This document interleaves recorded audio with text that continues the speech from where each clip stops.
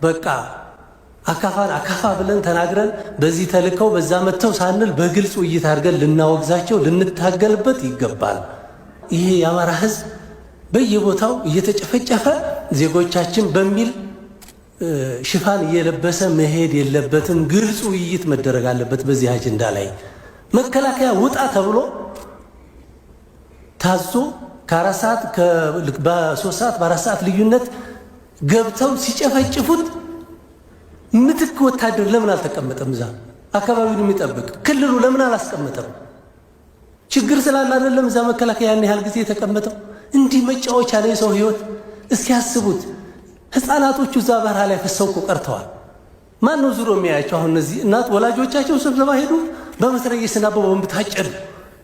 ህፃናት ወደ ግራ ሄዱ፣ ወደ ቀኝ ሄዱ፣ ጫካ ውስጥ እንዲሁ ትንሽ እንዴት አይነት ህሊና ለብስብስ እያደረግን የምንሄደው። ስለዚህ በዚህ አጀንዳ ውይይት ካልተደረገ የምክር ቤት በዚህ አጀንዳ ውይይት ካላደረገ በሌላ ሊወያይ አይችልም። በስበስ ነው የተጀመረው እዚህ ሀገር ድብስብስብስ።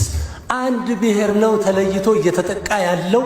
ይሄ ጥቃት ይቁም የሚል መግለጫ ማውጣት ያልተቻለው ለምንድን ነው? ሲጀምር መግለጫው ማለት ነው አንድ ብሔር ነው እየተጠቃ ያለው። በመተከል ብንሄድ፣ በጉራ ፈርዳ ብንሄድ፣ አሁን በወለጋ ብንሄድ፣ የትም ብንሄድ እየተጠቃ ያለው አንድ ብሔር ነው። በማንነቱ ነው እየተጠቃ ያለው። ይሄ ነገር ይቁም ብለው ክልሎች እንኳን ይህንን የሚያወግዝ ነገር እንኳን እያወጡ አይደለም። እንዲህ ብለን ነው አንድ ነን የምንቀጥለው። ሁሉም ክልል ለምንድን ነው እኒህ ወገኖቹ እነሱ አርሶ አደር ምንም የማያውቅ ጉዳዩ የማይመለከተው እየተጨፈጨፈ እንዲህ ድብስብስ አድርገን ጥያቄ ይመጣል፣ በሚቀጥለው እንነጋገራ። እንዲህ የሚባል ነገር ትክክል አይደለም። መነጋገር አለብን። ተነጋግረን እዚህ ምክር ቤት አባል ሁሉም ኢትዮጵያውያን ወክሎ ያለ የምክር ቤት አባል ይህንን በጋራው ግዙ። አንድ ብሔር ላይ ያነጣጠረ ጥቃት ይቁም።